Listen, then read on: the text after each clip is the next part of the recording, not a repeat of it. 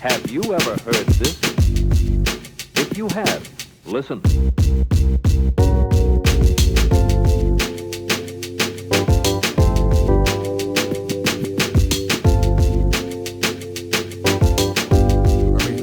There we are.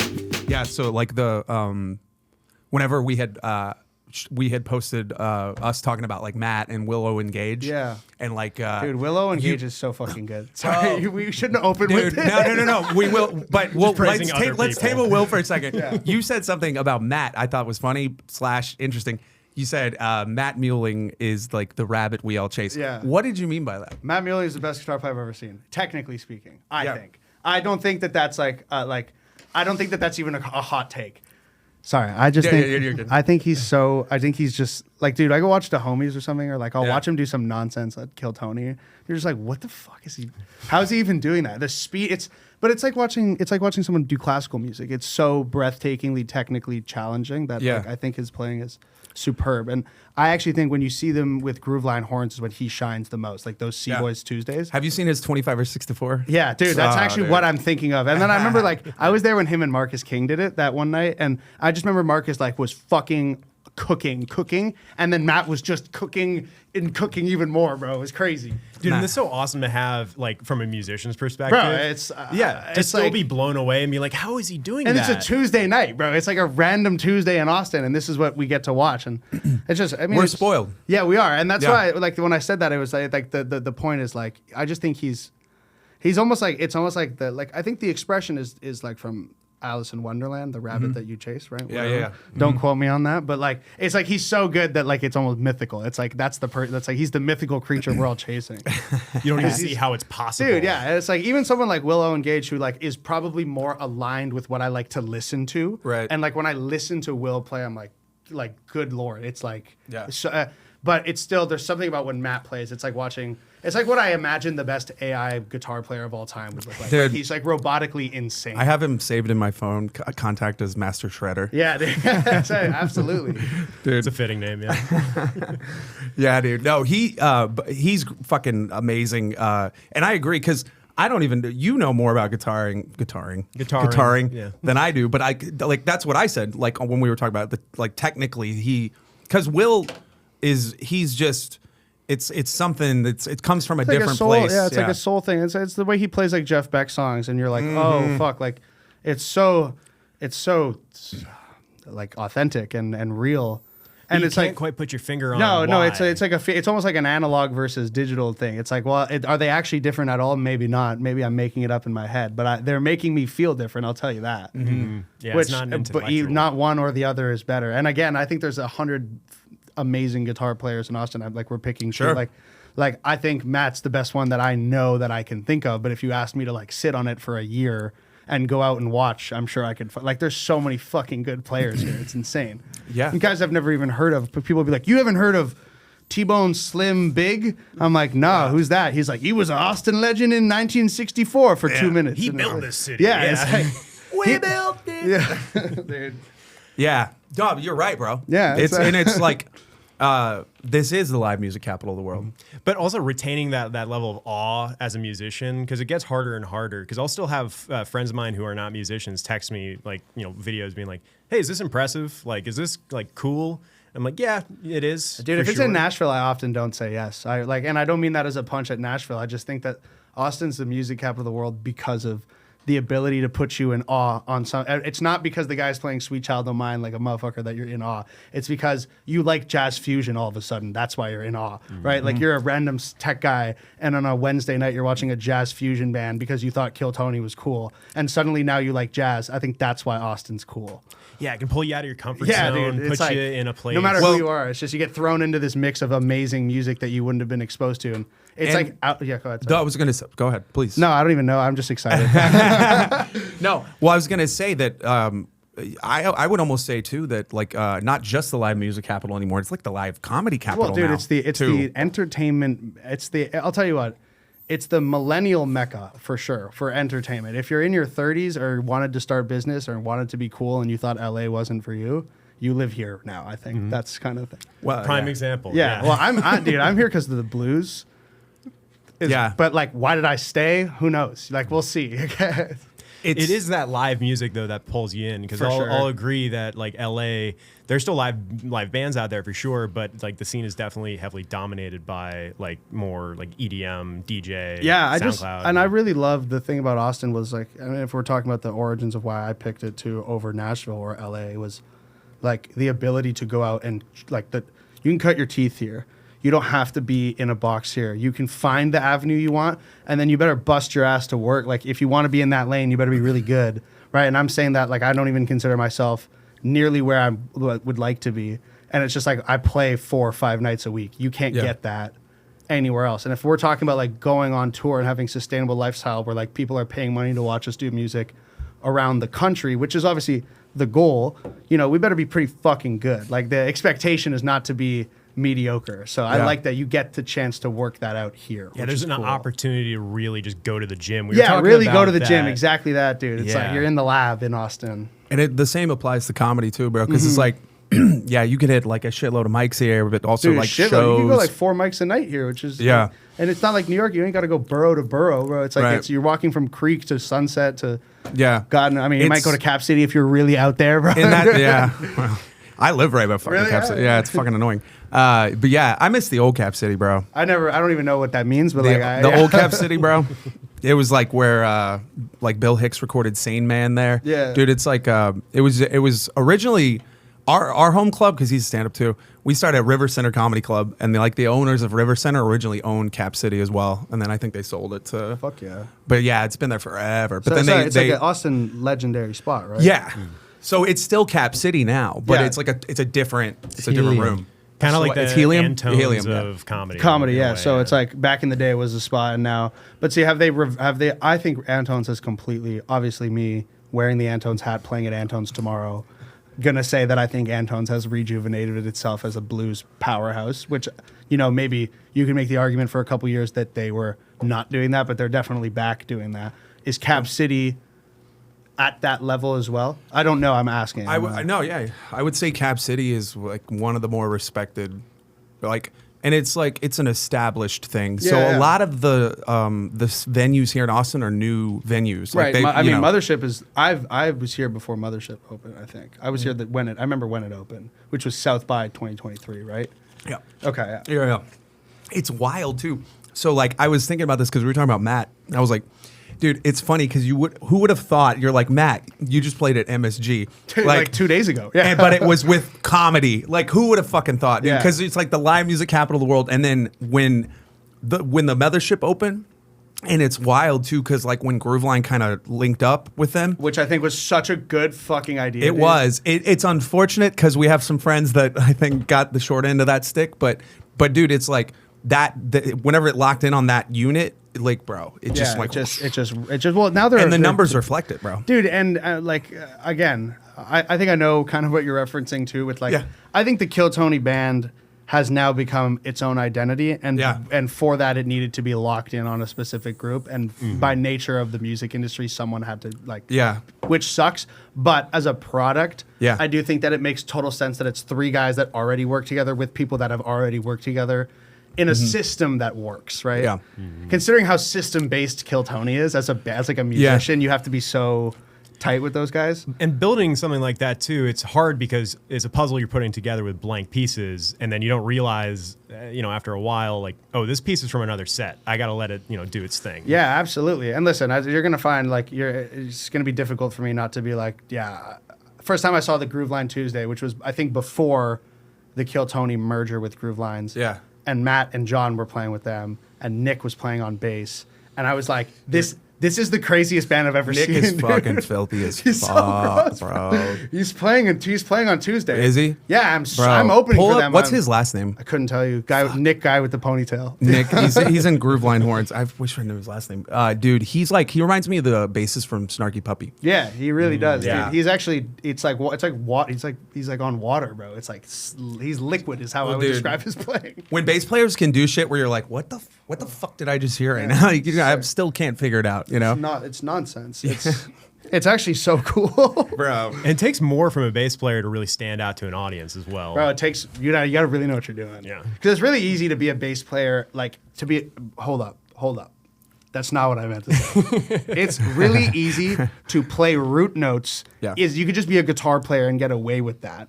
But to be like a skilled bassist like that is like, this guy's 4 or 5 steps ahead of me and I'm the one soloing, you know? And he's already on the next song's next verse, you know? He's like, You're Joe Darts. Yeah, dude. Bro, Beastly, bro. Joe Dart's crazy, dude. I follow Darts, yeah. Dude, that's like, Wootens. Beastly has one of probably the filthiest bass lick I've ever heard, dude.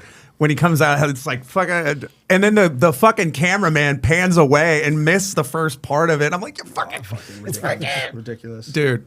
Yeah, as a drummer, bro, I fucking love a fucking solid bass player to fucking jam with, dude. Because when you can lock in on a good bass player, bro, and a drummer, I've heard it's just fucking, it's Nirvana, bro. Yeah, like heroin. It's fucking great. Because it's like the bass and drums together, especially I'm a funk guy, dude. Like through and through. So you must the love funk, you must love like Snarky Puppy and I do, yeah. But I What is like, it, the but like Frequent even Flyers? like old school, like fucking James Brown, Yeah. fucking the Funkadelics, JBs, and yeah. dude, just like going back to like the old school shit. Because yeah, we talk about it all the time how we think like popular music needs more horns. Yes. That's why I Oh my like God. Silk Sonic, Needs bro. more brass. Silk Sonic has Bro, horns. I love that we're making this. Like, thank you, Marcus King, for having horns in popular music Yeah. again, which I think is like, dude, I think it's around the corner. Like, you just sparked something with me. I really think that the return of soul rock, Southern, like we did country, we did it, we're done with it now. Fuck me, are we ever done with it now?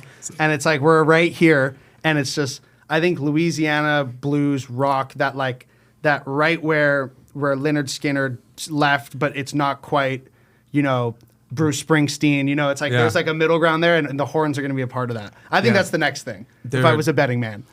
Bro. It needs to come back. I think everyone's just too afraid of the swing renaissance that happened in the 90s. Yeah, That no, happening again. I don't think that's gonna happen. I think it's gonna be more like bands like Boston, like shit like that, like you know, Chicago, Boston, dude, fuck. More than a feeling. Dude, that kind of rock and roll. Like, Bro. we're ready for it. Like, and that's Zach Bryan songs with a bit more distortion and some cool horns, and you've got that. Like, it's Chicago, after anybody? guitars after Chicago. guitars. Fucking love of Chicago. course, Chicago. Yes. Bum, bum, bum, bum, dude, Chicago's a great fucking band. dude, fucking, it's like, but that mixing that in gives it the textures like so much just richer when you can add all those different elements into that shit, bro. It's like it makes the song so much. Yeah. Sorry, I didn't mean to check my No, phone. yeah, It you're was my good, man. mom that How texted me. fucking That's important. dare you. Yeah, dude. No, moms are important. Always. Very important. Dude. So what are your thoughts on the Gulf of America? As a Canadian, I think it's interesting. I don't know if I'm pro it. I feel like you would know. Are they calling it that officially now? Has that like been changed? No, I don't believe it's been changed. I don't think yet. so. I really hope it hasn't. Just like, not that I'm political. Is this like, oh, this is the one thing Mexico gets? I just think Gulf of Mexico is objectively cooler. It's way more tropical sounding. Like Galveston in the Gulf of America sounds substantially dirtier. It's the official name. Damn. They Gulf of changed it. America. Gulf of America. Damn. Come on, man. In January. Gulf of Mexico Listen. is kind of bougie. Gulf of America is Galveston, bro. Wait, scroll back up real quick. Gulf of America is now the official name for the body of water known as the Gulf of Mexico. Yeah, okay. Well, you know what? The artist formerly known as Prince, you know? Look, it's dude. There was an there was an order that they couldn't drill in the Gulf of Mexico. That's why he changed the name so he can drill oil. You know what? That's a very presidential thing to do. I'm not even going to diss him on that. He Bro. would not be the first to do something like that. It would have taken maybe like 3 guesses that it was going to be oil motivated. Yeah, we would have found our way there. Eventually, yeah. Dude, everything's fucking oil motivated, bro. Like, dude, why do you think we bombed Iran, bro? Honestly, as an Austin musician, I can't fucking give you a single legitimate answer on that. Why do I think we bombed Iran? Dude. Because I think it's for the bit. Probably. No, that's what we actually want to have a real discussion here now. Just my disclaimer. Probably for the oil. I love it. Legit. No, it was a bit. Strategic. No, wait. It's like look over here. It's always look over here. Yeah, dude. Dude, you know, whatever. Yeah, I don't listen. I love it. Dude, fucking love it. Indulging the conspiracy theories. Dude, I'm about it, bro. Absolutely. Look, dude, I don't give a fuck, dude. Like, I will talk. Like, you want to go 9/11's an inside job, dog? All day. No, I'm kidding. You're Canadian. I'm Canadian, and I was 1 year old when 9/11 So, happened. Yeah, like where are you from in Canada? I'm from Montreal, but I actually was born in. I just rolled up my sleeves too much, and it looks weird. I'm gonna roll it down. Show the guns, man. No, man, Come on. I did not mean to do that. I was born in Ohio, but I lived and grew up in Montreal. Okay. Montreal, Canada. Yeah. Dude. And I wasn't around for 9/11. You know who lives in Ohio? Fucking Chappelle, bro. Yeah, he does. Yeah. He does live in Ohio. It's I didn't random know as that. fuck. Dude, a lot of Ohio comedy. Hinchcliffe's from Ohio. Matt Rife's from Ohio. Wait, Hinchcliffe's from Ohio? I think so. Yeah. Really? Matt, Wow. Matt Rife's from Ohio? Question mark. Question mark. I on don't that. know. Matt Rife could be from Ohio. But It's like there's a secret Yeah. facility that's just producing. dude, I'm from Ohio. Not that I'm funny at all. Just throwing that Bro. out there. Tom Segura is from Cincinnati, I think. There you go. Yeah. There's something in the water. I think it's shit. lead. Bro. But Well, There's a lot. what? dude, Molly Shannon's from Ohio? dude, Whoa, bro! You can tell me Drew Carey doesn't look like Tony Casillas, bro. wait, oh, dude, yeah. Tony Casillas, bro. I cracked myself up, dude. Gallagher, Rick Glassman, Arsenio Hall. Cat Williams? Damn, we're Phyllis we're Diller. squatted up. Damn. I think it's hilarious that Dude, Hinchcliffe is not Ohio on this list. is for lovers. If he's towards the bottom, that's going to be an ego. I hope blow. Red Band, dude. I hope Red Band's on the list. Yeah. There he is. Yeah. Let's go. Right And Matt above. Rife, dude. I know Austin comics. Let's go. Whoa, bro. Tony Hinchcliffe's from fucking Ohio, bro. They Dude, really got who'da to thunk it. They got to update that picture of him, man. He does look like a ventriloquist doll in that thing. Dude. I bet he's so happy that he's above Matt Rife on that list. Oh, Fred Willard is cool. He was in Family Channel stuff. I know him. Fucking, this is great, bro. The Ohioans. Man, yeah, there are a lot of sleeper hits coming There's a out lot of Ohio. dude. There's a lot of guys that I definitely know. Well, they say like the comedy scene in the Midwest is good because it's like shitty weather a lot, and so comedy's the kind of thing you can do any time of year, all the time. Yeah. You know, so it's like one of those things. And like people who like comedy don't care about it being nice outside. no, yeah. Well, it's like, yeah, you don't need. I want a dark room with air conditioning. Yeah. Dark room, air conditioning, Yeah. microphone. That's it. That's Yeah. it. Yeah, bro. That's it. Low ceilings.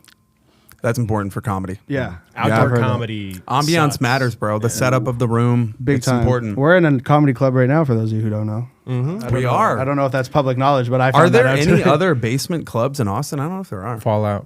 Fallout. There's got to be. I mean, just the amount of comedy. here. basement clubs? Not that many though. There's It's only- just a very What's- New York vibe, huh? Well, but yeah. When we walked downstairs, I was extremely shocked. Like, I'm not gonna lie, I immediately instinctively went for the upstairs door. But To be like, oh wait, are we in New York? What's happening? what's happening, dude?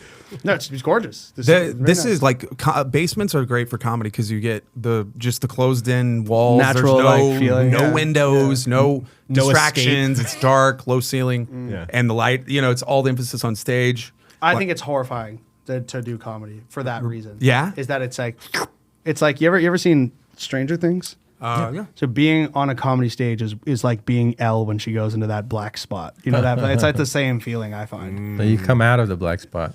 Yeah, and then It's when Yeah. you get on stage. Yeah, oh, you really? get to come out of it. yeah, and then you get. I to- wouldn't know anything about that, bro. All right, well, Fucking dude, Yeah, 'cause no, you've had the it's- best experiences I'll say on this: stage. it can be. It can be. That it doesn't just mean seems it is. seems very isolating up there. Like no guitar, nothing, no pentatonic minor to fall to if I need. Well, which but I, if it- which I will. You can't just whip out a cool lick. Well, that's Yeah. why like stand-ups generally, in my opinion, don't like improv or sketch. Sketch is different, maybe, but improv, like just because it's like teams to be funny in teams Yeah. versus like no, you all by yourself, motherfucker. The audience is the instrument. That's fair. Yeah. Yeah. You're and just like then- bouncing off energy, huh? It's yeah. like a lot it's of just that. Yeah. sometimes And it's you get a supportive, and full- that's not what stand-up is. You get a It's full. the opposite. Sometimes you get a full orchestra, and then sometimes somebody gives you a kazoo. Yeah. It's like 6 people. It's like run it, dude. Yeah. Yeah. Show me what you got. Like, how am I supposed to Yeah. make this sound good, man? Yep. That's mad funny, actually.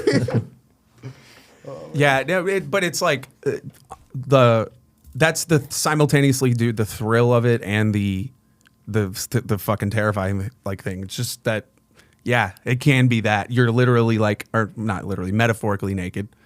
Sometimes literally. They do Metaphorically. naked shows, actually. But also, Punchline at the pole or whatever. The punchline at the pole, the one they do at Sunset. Do they? Is Yeah, that it's is a burlesque. That's a Oh, it's burlesque, burlesque. stripper No, show. like no, they Yeah. do straight up like naked shows in New York, for sure. And Vegas. Kool-Aid did it. We got a friend who weighs show them 400 Kool-Aid. pounds. Show them Kool-Aid. Pull up a picture. Pull that up. I get it, dude. With the name Kool-Aid, I can. Oh, I bro, got I something love in. Kool-Aid, bro. He's such a good dude. Alex Kool-Aid Ansel. He's Naked. like, Damn. Well, that's him. There it is. No, that's not it. dude. He did it naked though. I remember him putting it on, and his whole thing was like, "I don't even need a bar because my stomach goes over my crotch." He's got a stomach cover. Bro, he's mid heavy. I'll tell you that. You know what it is, bro? I love him, and if he's ever listening to this, I also worry about him, man, because he's definitely. It's not good. Yeah, it's not good. But he's fucking great. He's like a good dude. Show? Like he's been around the comedy scene forever, dude. He won Funniest in South Texas like That's way fucking back sick. in the day. Good for this guy. And I mean, nude comedy's hilarious. Bro, because of him, I opened a Gramercy Theater for fucking Jake the Snake, dude. Who's that? One time, A he's wrestler. Jake the Snake. Oh, this guy. Is it that guy? WWF or E? oh no, I don't know. it's E now. Yeah. Yeah. Dude, that was There's like there's a thing where wrestlers become Stand-up comics. It's a thing. That's a pipeline. Mick Foley. That was yeah. was a thing in the mid 20-teens. Was the ex wrestler to comedy? Yeah. Kind of. There was Foley. definitely that push there where it was like, hey, you're a wrestler. You should do other things as well. They were You should storytellers. basically. Diversify, yeah. Like, see what your portfolio might bring. And they'd sell out. Hulk Hogan put out an album. Did he really? Dude. Yeah. A comedy album? No. Like a music album. Oh. Yeah. There's a song on there. It's called Hulkster in Heaven. It's about a fan that unfortunately passed away of cancer, a kid, and he made a song about it where the chorus goes, "The world just lost another Hulkamaniac. Oh no! I wish Hulk's love could bring you back." Oh my god. Dude, it was. He just died, right? And it was cheesy. He did just die, He yeah. died like a month ago now, I think. The Hulk man. Dude, I don't know how Jake Hulkamaniac. the Snake hasn't died. Because, dude, I've heard on good authority, this dude in the 80s, bro, would do a fucking 8-ball a day. Jesus. A day. That's That's a fuckload of That's coke, dude. insane. That is a lot. That's That's- those the Attitude Era and before the WWE, wasn't it famously drug infested? Oh, yeah. It was a Bro, it circus. probably still is, dude. Yeah. Those guys they just look juiced They're up. now juice you to the now you gills. just go to the doctor and you get your legal drugs, which are just I really like Joe Hendry. I don't know if you guys watch modern day WWE at all. I haven't. But he's I like that guy. He's got a really good theme song. That's actually what got me hooked. He plays guitar in it and everything. He totally won me over with Dude, that. I never Is got his the walkout him playing guitar? Yeah, well, dude, it's like they have it on the screen. He's like shredding his solo. I was like, this guy's sick. dude. 12-year-old him was like, this is going to be it. This is gonna He hit, decided when he yeah. was like, I'm going to come out shredding like Van Halen This is gonna and be fucking beat dope, someone yeah. to a pulp. Yeah. Yeah, dude, I never got the appeal of kayfabe. I just, I don't know. It's like, for me, sports are fun to watch when I know there's real drama. Yeah, like there's real. I agree. Yeah, I'm real not stakes. actually. I don't think I'm an actual fan of the sport. I Yeah. think I like the entertainment Well, of it. that's Right a performance. Yeah, Yeah. See, but that's no, the like thing, right calling until it they a sport at all is wild. It's male soap it's opera. performance. Yeah, dude, Yeah, it's male it's soap not. opera. It's all not. None of it's real. It's like it's the same thing as politics. Yeah, there like are- they're all fucking yeah. friends. There They're are all- athletic components of it for sure. Yeah, you I have to would- be an athlete. I agree. Yeah. I agree. It's I a agree. performance. It's like acrobats. I'm totally in. Yeah. But you wouldn't call acrobating a sport No, I don't think necessarily. so. You would. I don't think it's a sport. I don't think I watch wrestling. The second they get in the ring, I don't think I usually stop watching because then it becomes that it's a dance that I don't. It's a dance in a language I don't speak. You know. Yeah. Just like they're like doing all these moves and like, oh, okay, did you see how that guy took that triple twister dipper spinner? And I was like, no. And they're like, well, that's the art. And I'm like, He really sold that. yeah. I was like, okay, well, I'd like him to just be hit next time if we're this Yeah. is what we're doing. Dude, like people shit on sports fans all the time, but it's like that. Why didn't anybody shit on like WWF is a thing as a thing? It's like why it's not even a real sport. Oh, it gets shit on and you all treat the it time. like, but like to get to invest in it emotionally, like what are you doing, bro? Like would be nuts. even like sports, dude, and that's dude like politics too. It's all their teams. They have mascots. There's a donkey and an elephant, bro. They have team labels. colors, blue and red. It's all the same shit. There's a list of politic heavy city now too, just because I find it's like split down the middle. Somehow that happened. I don't know how, but well, there's the line of the keep Austin weird, feeling. I think I'm on that line. Yeah. I'm definitely like as a musician, and I'm whatever. That's like politics aside, but you know, there's also like a bunch of other industries that have just skyrocketed here, like tech wise. That definitely. Yeah, and I'm all pro. I'm pro. Let's just get along and make good music. Yeah, let's just hang out, man. Not to sound like a fucking hippie, but this is an alt-right podcast. I don't even know that. Is it really? Yeah. Cody. Yeah. Heavy right. Yeah. His animal is the falcon.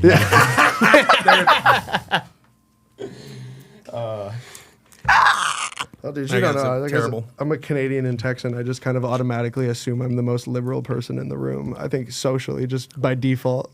But yeah, that's neither here nor there. Well, and it's also just like if you're in New York, it's very similar to Canada. Yeah, it's the same thing. It's like. Well, if you're in Austin, it's the same thing too. But I feel like I've said this before. I say it again, dude. Austin's purple. It's not blue. It's very purple. It's purple. It's very dude, purple. It's fiscally conservative as fuck, bro. Well, and it's I feel like there's a lot of like quiet conservatives. There's a lot because they live in Terrytown. For some reason though, like it's totally okay to espouse your liberal beliefs, but conservative, like it's like there's the elitism that exists on the liberal left, that I don't see it existing the same way on the right side. It's still there, just quiet. I mean, dude, listen, I think American politics are, as an outsider, both sides are fucking absurdly absurd. Not even gonna cap. Dude, well, and it's, bro, important question actually I meant to ask you, a Canadian. Yeah. Is Justin Trudeau Fidel Castro's love child? 100%. Right? 100%. Pull out that picture. Pull bro. that up. He is. Yes, dude. They were swinging, bro. They were swinging. Whoever his parents were. I cannot believe you just pulled that commie. up. Dude. Dude. Let me hit your pen real quick.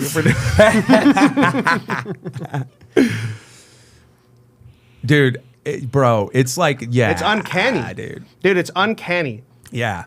And then you look at it. That one is ridiculous. Yeah, that's really close. Sure, they did like some color correction on that, but like facial structure. What I find he doesn't look like is his actual father. Dad. His actual father. Supposed father. So that's look at his mom. Look at her. They're giving him the eyes, bro. Like, look at her. She's fucking admiring him. Just like, he doesn't look like that man, dude. Look at Justin Trudeau's hair. Yeah. His hair is perfect. That bro. guy, bro. Bro, that actually also look at it's all in the eyes, bro.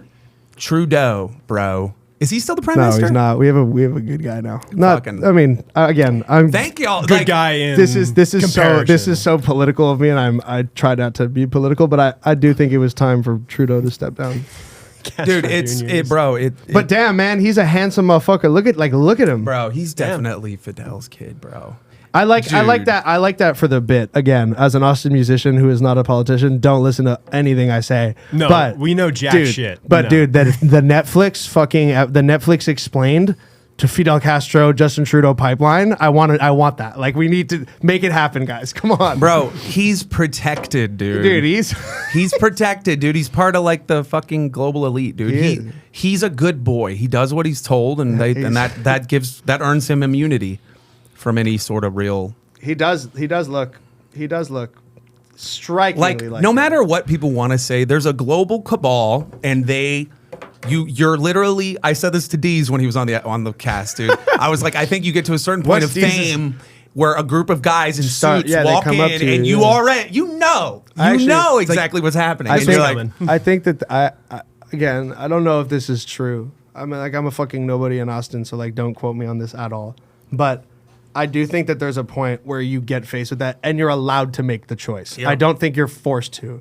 And I just think that we know people that have chosen one versus the other. And I think it becomes clear as day when you're in it. It's like guys who have like been like, I don't know what it Illuminati, I'm not alluding to anything, but I think that I think you Diddyify yourself or you don't to a certain extent, bro. Well, and the thing is, if you do, the cost of getting admission to the club is you have to do something fucked up. You gotta do something and let them. You gotta do something. You have to voluntarily hand them the shit that can destroy you. Dude, I want to make just enough money on music that I'm right and then make money elsewhere in other avenues. So You're that at the door, Yeah, but so you're that not I'm opening like, it. dude, like someone might recognize me at Walmart, but like I'll never be like, I don't have to be on any list. I'm pretty sure I just saw a headline that said Ghislaine Maxwell said there was no list. Yeah, that was Something like that. Which, right, huh? Listen. I love how Trump fucking talks so much shit like he was gonna do that shit, and then he gets in office, bro. And he's like, "Yep, you're just the same, bro. Relax, all guy. you motherfuckers are just the same." the South Park thing.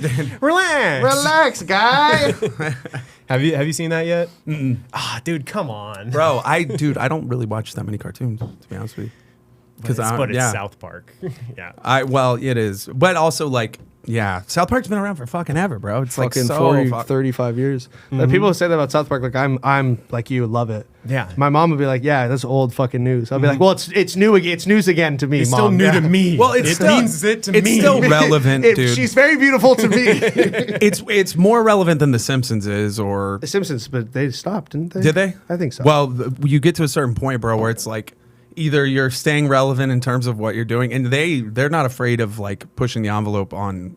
Like, No, they don't give a shit. They They literally are. They're at fuck you point. They're equal opportunity offenders. Like they'll do everybody. That's why they get away with everything. They're like Don Rickles.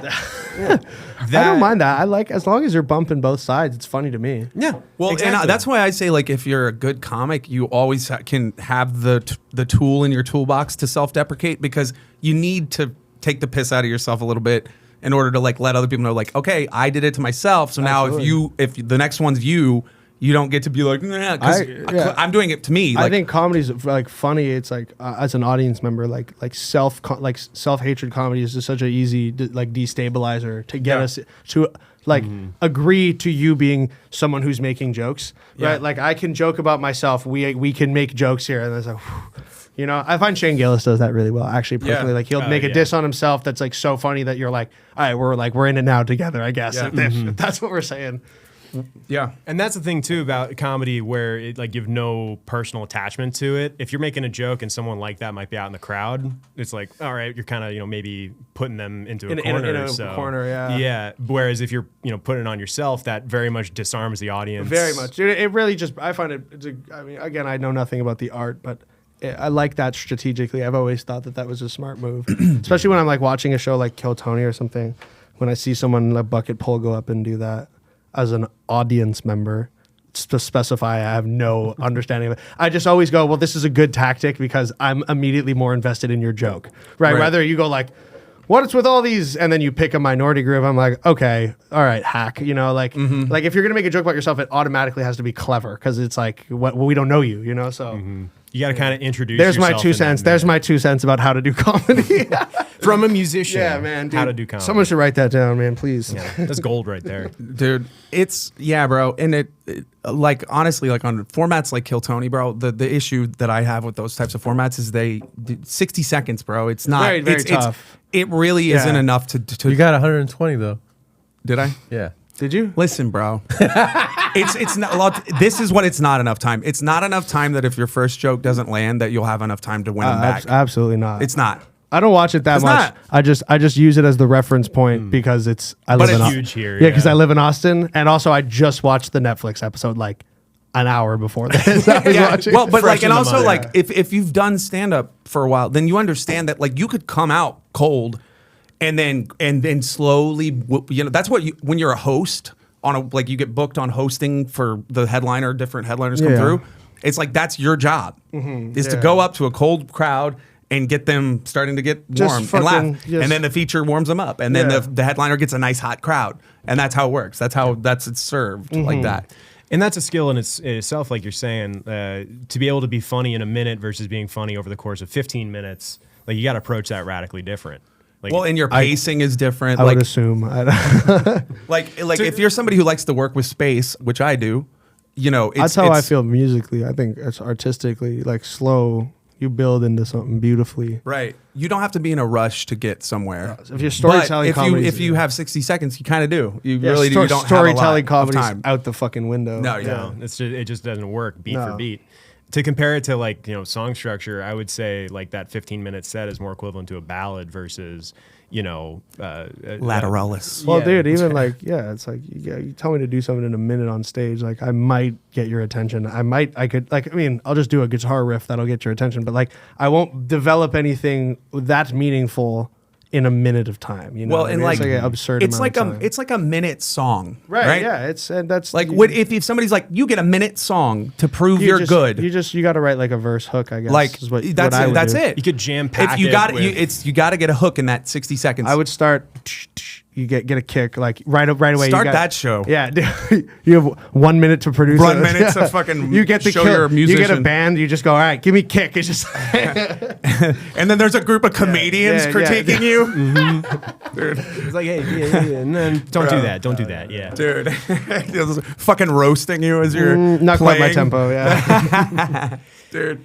I haven't seen much of his stuff, but Jacob Corrier kind of does that. he does kind of do that, Yeah. and I think he's sick. I really yeah, like that guy. he's another one where it's just on another level. Yeah, again, not something that I actively listen to, but like when I do listen to him, I'm like, this is so delightful. It's like this pleases the brain. This pleases the brain, and I feel like I'm smarter for listening to it. I feel like I learned something, Jacob. Dude, Thank that's you. that's you're Jeff educating me Beck through for me, bro. music. When I Yeah, listen to dude, him, yeah, dude. dude, Jeff Jeez. Beck's definitely one. Jeff Beck's a fucking god. Bro, he that chick he plays with too. I was like watching her. She's like really young. She plays bass. She's fucking talking about solid bass players. Yeah, I forget. I don't remember her name. But dude, yeah, he was playing. It's like crazy. Racking my brain. I'm trying to. I don't. Yeah. I have no idea who plays she- bass for Jeff Beck. No. He's- that's one where it's same thing. I'll listen. Type in like and when I do- search the Jeff Beck bass player girl. Like she's really young to be playing with Beck. Like because you're like Beck is like a fucking Well, he's dead now, right? well Yeah. at the time. Yeah. Tal. No way. She Yeah, used yeah. to play with Jeff Beck. Yeah. Yeah, when she was really Dude, this young. girl's fucks. I don't know anything about her, but I've seen her online and she's incredible. Yeah. Yeah. Yeah, so she was playing with him when she was like That's cool. a I feel like fucking that's baby, bro. Yeah, that's warranted. I think this girl is incredible. Every time I see videos of her, I'm like, good God. Did she play with Prince too, or was No. What? There's no way. No, I mean, was there any crossover? why would you play there? bass with Prince? Well, I mean, Prince can't he's play on- all the instruments at once. Dude, I saw this video of him playing the bass the other day. I was like, good God, he's just so good. He's a virtuoso. He's once in a generation. Once in a generation, Yeah. everything, dude. Don't have to be. Dude, yeah. So good. Androgynous, dude. Was his studio in Ohio as well, or was he in Prince? Idaho? Prince, yeah. Where's his studio? I thought he's he was Minneapolis, from bro. Washington. Yeah, Minneapolis, yeah, Sorry, yeah. no. Minnesota. Purify yourself in the waters of Lake Minnetonka. Central United States. I always associate. You've seen the Chappelle Show skits, right? Yes, I have, Okay, yeah. all right. You've seen yes.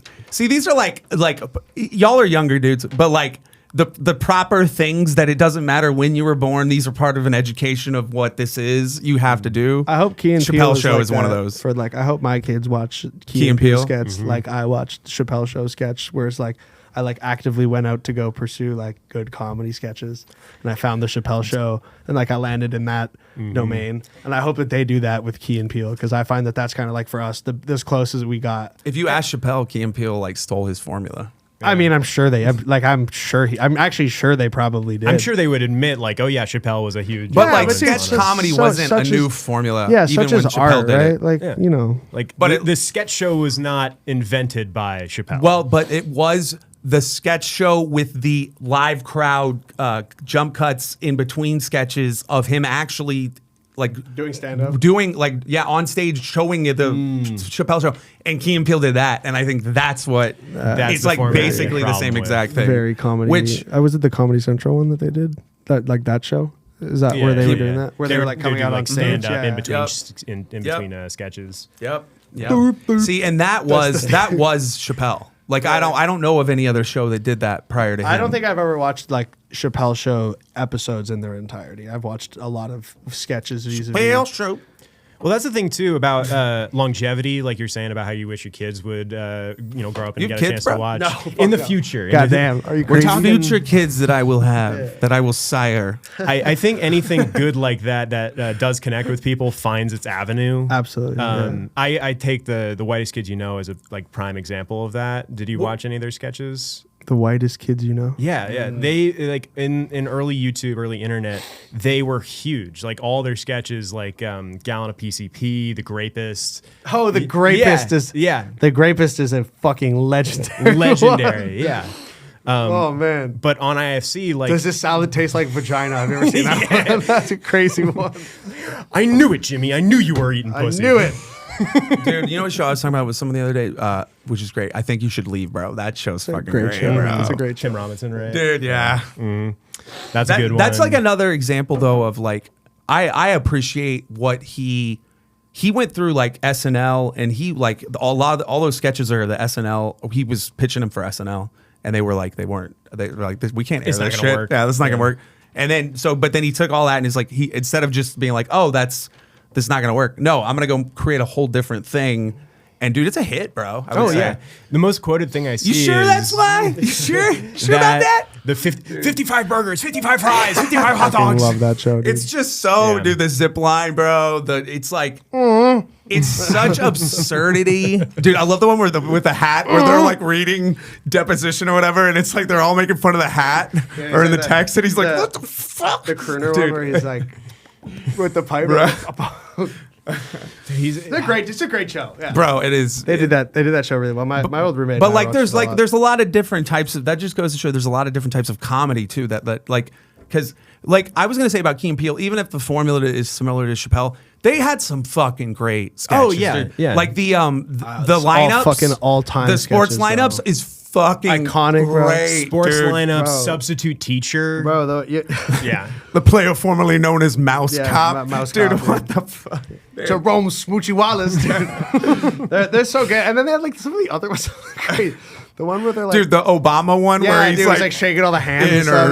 intercepted. Shaking all the hands is like, come here. Yeah, dude, that's so funny. This, you see this? This is here. This is America right here. We're all together, ain't it? Right here, What's wrong with the joints? dude, bro. Oh, Yeah. man, it's iconic stuff. Bro. Did you guys ever watch Mr. Show?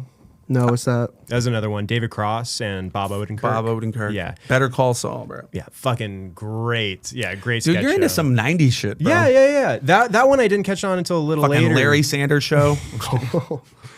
They did. No, there's some good shit. They did some pretty cool stuff with transitioning between sketches, where like a sketch would end by opening a door, And it's a new sketch. and then it would just go into a new sketch. That is really fun. Honestly, Yeah. Mad TV was fucking great, bro. Mad TV. Yeah, Mad TV was solid, dude. Will Sasso is fucking great, dude. I'm Kenny Rogers. This is Jackass. I don't think I know what that is, and I feel Bro. Dude, you don't know Will Sasso's Kenny Rogers? It's fucking hilarious. Dude, pull up one of those, dude. He's like, you know Mad TV, right? I do, yes. Okay. I feel like But as long it's as not we something I really watched a lot. I think maybe because I was in Canada. Oh, I know who this guy is. Yeah, well, dude, he's been in a bunch of shit. I mean, he's like been around forever. Yeah, dude, he he's one of those, dude. He's one of the like three- a great He's one of the impressionist. Three actually. Stooges. Yeah, Yeah, no, he's definitely like he's fucking funny. fucking Kenny Rogers. my favorite This sketch. fucking dude. My favorite sketch of him in Mad TV is the TV edited Sopranos. Okay, does he play Tony? He Soprano? plays Tony, and it's every time there's like an expletive or whatever, it's cut to when it's not expletive, Bro. So it was just like an hour-long episode in the span of like a minute. So it just cutting. It's like, you mother. Where's the gabagool? Yeah, Dude. Yeah, I've honestly comedy fucking sucks now, bro. Like mostly. And what it's become. There's some really good. What it's become. people are saying that a lot these days, man. There's some really That's good. a hot topic. Fucking potato chips. There's really good sketch out there. It's just not in the mainstream as Dude, much. the Friday beers guys. No, they yeah. make me laugh all the fucking time. Almost Friday. Yeah, those guys, yeah. Look, They're it's great. honestly like, bro, like there's always been hacks that get notoriety. It's always been the case in every generation. There's been hacks that get notoriety, and it's no different now. I feel like it's just the same as always. I mean, yeah, probably. I would people called me a hack musician a lot too, so I'm starting to get. I mean, that word gets thrown around a lot. Really? In this city. To your face? No, on the internet. Dude, why are you reading the comments, Bro, bro? I read way too many comments, bro. bro, is hard. Dude, Yeah, just don't. You can't give it any energy. Bro, people are fucking haters, dude. I People love to fucking, comments, dude. I get so riled up. I'm like, oh yeah, bro. Yeah. If you're a masochist, go on the Kill Tony subreddit, bro. Like, it's there's fucking crazy, assholes, dude. bro. Those guys are not. Are you, dude? I don't even want to know what's been said about me on Reddit. I hope nothing. Reddit is a scary place because there's still that bastion of anonymity. Dude, I don't like it. It scares me. Dude, I go on YouTube comments sometime. I'm like, damn, bro. Like, I'm gonna. You knew I was gonna see this, bro. There's only 8 comments. It's like you don't have to scroll far. Bro, like, it's on the front page. I could be looking for a next video and see it accidentally. Bro, this is so funny. Yeah, dude. Well, and it's like everybody's got a fucking opinion about it, bro. It's like God forbid I try to play a Stevie song, bro. No, yeah. Like, and you can't, like, bro, it is really a thing that you have to as a performer. I mean, this is just like and it's comedians, musicians, whatever you are, bro. This is like a thing. You have to put yourself out there to be criticized. Yeah. And it's like, honestly, I do, like, I'm really of the opinion that, like, it's so part of the trade. Like, the trade-off of me getting to do the thing that I really want to do is that someone's not going to like it. I have to have thick skin about that. Like, and if I don't, then maybe I don't deserve to be in the position where someone gets, like, you know, and if I'm not good enough that I'm on your algorithm and you're actually genuinely upset about it, then maybe I need to fucking lock in a little bit, dude, you know? Right? I'm more on that fence. And I think that that's because, like, there is a objectivity to music that maybe some other arts don't have, which is like, you know, like, if it's an honor to be able to play at some of these places, we should do it as much respect and justice as we can. And people take it seriously. So, like, yes, do I read the comments and, like, but, like, I understand why people take it seriously for sure. You know well, what I mean? and you can't let that affect what you're. It's easy to let it, but it's like it's easy to let them push you off your base or your center where you forget what the point even is here. Yeah. Where you're like, no, the whole idea is to connect. Yeah. And just because this like, I'm gonna continue to try that, be on that vibration. You know, where I'm like, hey, you know, you don't like it, it's cool, like, whatever, man. It's like do your thing. It's like vibration is exactly a word. And you know, I'm gonna throw Reese into this conversation because if there's one kid who really understands, like, just getting fucking pegged for doing something and being on the same vibes, it's like, obviously I'm making complaints like the him and Stevie thing is so out of control, and it's not even him pushing the narrative anymore, but they do sound similar, like, objectively. And so people bash him for it all the time. And it's like, what's the kid supposed to do? He's just connected on that wave right now because he's a 17-year-old who loves Stevie. Anyone who's a guitar player will tell you, at 17 years old, you're on Stevie's way. Like, he's the coolest fucking thing since sliced bread when you're into him. Like, especially if you're into blues. Dude, bro, like, it's like, that's just, like, that's not a crazy thing. And I think people are just, like, need to chill the fuck out a little. Like, he's not trying to, it's not like he's just good at playing Stevie songs. That's all it is. He doesn't even want to be an impersonator. Yeah. So people are just like, pump the brakes a little, guys. This is my stance. It's avoiding that Greta Van Fleet effect that we were Well, talking dude, they about. were so mean to Greta. Like, thank God that Greta had thick skin. Yeah, bro. Yeah. They were so mean to Greta, bro. Like, they were Well, to be fair, I mean, it was crazy. It it's was pretty goddamn close, bro. That It's first like- album was pretty close. Yeah. It was pretty close. Even Robert Plant, dude, like, got And then interviewed about them it. going like, yeah, Led Zeppelin's all right, I guess. I was like, come on, brother, come on. Yeah, What- when they were asked, like, who are your biggest influences, and they the said, lead like, singer was, they said Steven like- Tyler. Dude, my buddy has called me 3 times. We're gonna call Ant. I'm on a podcast right now. What's up? Dude. He's on a podcast, bro. We're literally hot. The mics are hot at the moment, dog. Jacob, I'm you're hanging on. up on you. Ask me a question. No, No questions. Goodbye. Fucking ask me a question. Surprise guest. That's Fuck you. Jacob. That's No, Jacob sorry. West of Texas Rebels. He plays. There you go. He's another Austin musician. They fuck those guys. But he's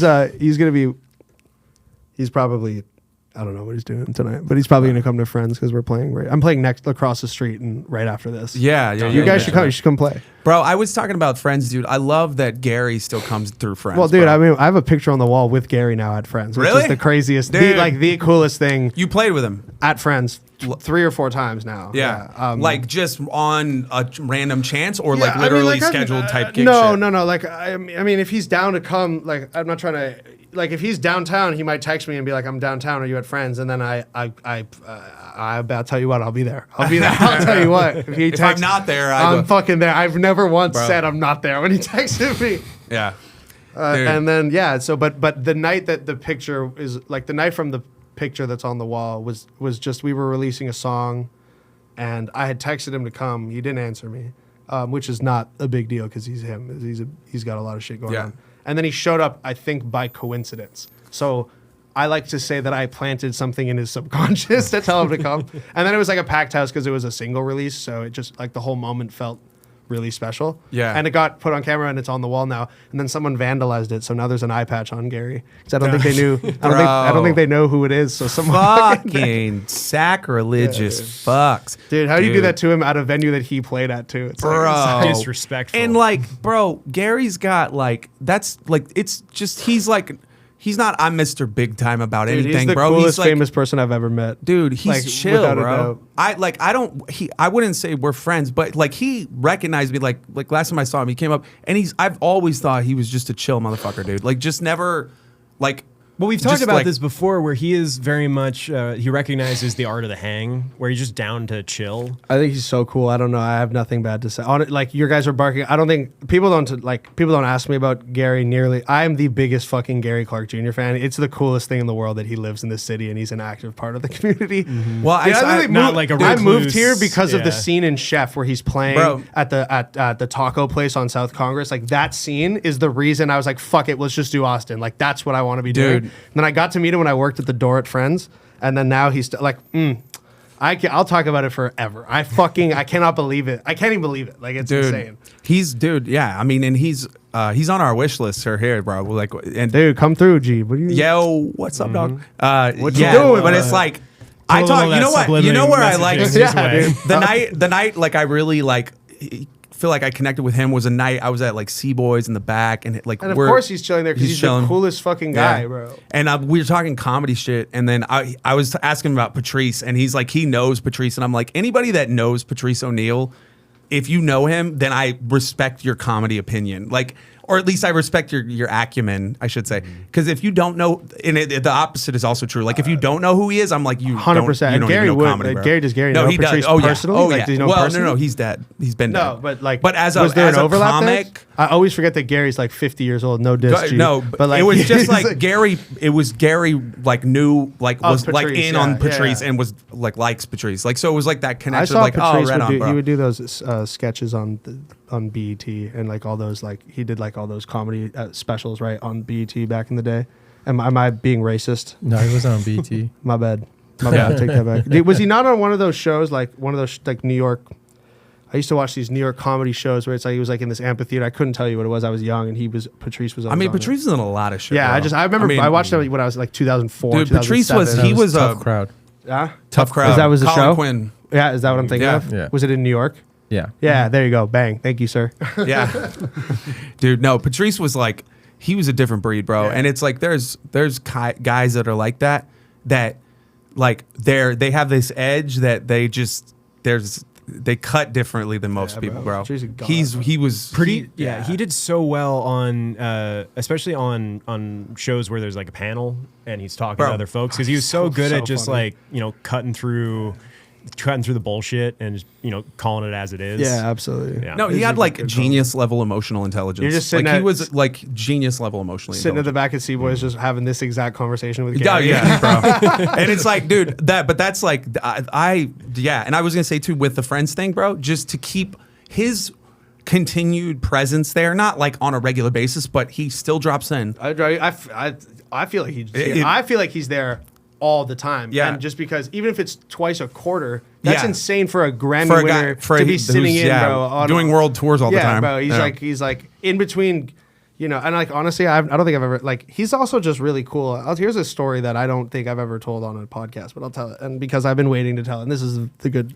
So I went to Crossroads in 2023 or whatever, and Gary was headlining, and I knew Gary was going, and I told him, and I ran into him in the hotel. And then I somehow got myself in between where would be backstage and not backstage. And Gary comes out and he's like, "What's up? Why are you here?" And like, but he's super chill about it. And he grabs my arm and he brings me backstage at Crossroads. Bro, I'm standing there. He's like, "Meet." I shit you not. It's Eric Clapton and Stevie Wonder. I was like, what the fuck? I was like, what the fuck is going on? And I mean, I don't think I've ever really spoken about it. Nothing happened. They all went and played. I stood in awe. Gary took me out for drinks afterwards, and I threw up the next day on the flight. That's the whole story. But like, talk about like, why did he?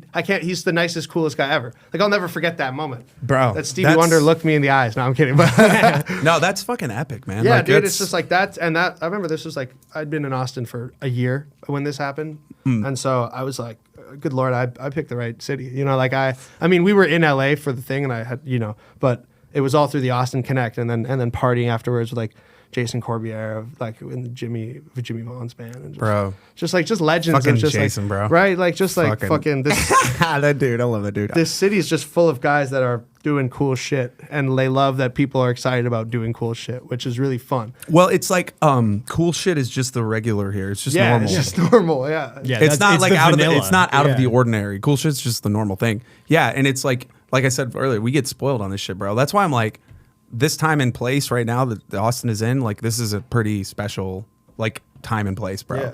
You know, so it's like it's fucking incredible. And like, dude, it's like not to like kiss up to anyone or whatever, but like, so John Dees plays in the Kill Tony band. They just played Blue Note, which is a legendary venue. He played with Gary at that Crossroads thing, and then was playing a show that I'll be playing on Wednesday. Like, that's just a random Wednesday night here where you're like, the opportunity to play with like fucking gods, bro, like actual powerhouse musicians right now in the scene is insane, and it's such a privilege. It's like yeah.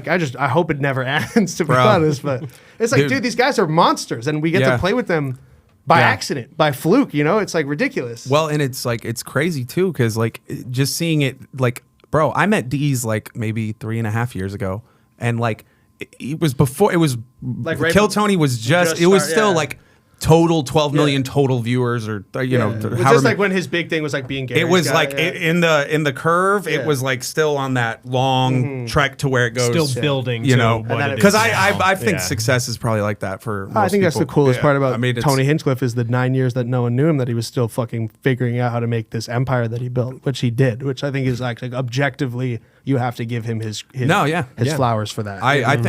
I think if you don't, you're an idiot. You don't understand. You don't understand the work that went entertainment in industry. there. Yeah. Like, and people have their own opinions about the guy personally. That's fine. You have it's that. like whatever, I but don't you care can't. about that, You can't. But you he's can't like, take that dude, away. I think he's you know, game, respect, game on that one for sure. For dude, fucking sure. 100%, bro. Like that's to me, that's like the thing. It's like whatever people's opinions are about certain people. Yeah. It's like if they're successful, it's for a fucking reason. Bro. And you know what? You can talk all your shit, but you weren't doing what they did. Look how well he's pivoted since all the shit that he went through this year. And like, again, I'm not taking any sides on anything, but like, I recognize the way that Tony has managed his show since the Trump everything. I think he's doing a very good job. I think it looks like it's the right. He completely like, oh, that was a fuck up. We're just gonna bury our heads into our jobs and not talk about it anymore. And we're just, my bad, I shouldn't have done that. And then there you go, boom, Bob's your uncle. And I think that's cool. He has that entertainment business. He just knows what he's doing, bro. Head. I think he just knows what he's doing. He just shouldn't do so much stand up. He should just pick the time to do it properly, dude. Bro, I mean, he's just cut that last thing I just said. he's like in that space, bro. It's been like roast space too. He's like very good, bro. Like I haven't watched the Tom Brady roast, and I don't even need to see his set to know, that he, because that's his forte, bro. Mm-hmm. I mean, that's what he, like you're talking about, like the last 10 years he's done the show. It's like that's the whole show. That's what he does, right? Bro. Like because him and David Lucas fucking they're fucking good. They really are funny to watch together. Just. Yeah, but it also there's a chemistry there. For sure. It also, bro, it can creep into the loving the smell of its own farts territory, and it's like, you know, let's be like, come on, do something else. And it can be gimmicky as fuck, and it's like, dude, when it's like, when it turns into that, it's like, if I'm about the stand up, bro, and it's like, I don't like the sideshow shit that some people come on here and try to do. Like I saw there was a guy dressed as a fucking clown recently on one of these. It's like, dude, just go do comedy, bro. Just do stand up. You know what I mean? Like, I think clown that's what this is. Synonymous with funny, is it not? or scary. This is a stand up fucking comedy show, bro, isn't it? Right? That guy's been doing stand up for 20 years. The clown? Stop dressing as a clown. Do you know the bro. clown? He's from Florida. Man, what do you not know over here, bro? This guy is all knowing. That's why he's the producer, man.